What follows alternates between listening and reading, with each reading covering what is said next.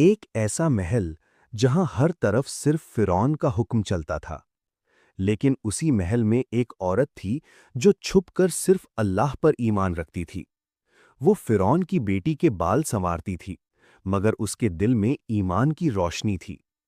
ایک دن جب وہ کنگھی کر رہی تھی تو اس کے ہاتھ سے کنگھی گر گئی۔ اس کے منہ سے بے اختیار نکلا، بسم اللہ۔ فرعون کی بیٹی حیران ہو گئی اور اس نے پوچھا، کیا تم میرے باپ کو رب مانتی ہو؟ عورت نے ڈٹ کر کہا، نہیں، میرا رب صرف اللہ ہے۔ یہ بات فوراً فرعون تک پہنچ گئی۔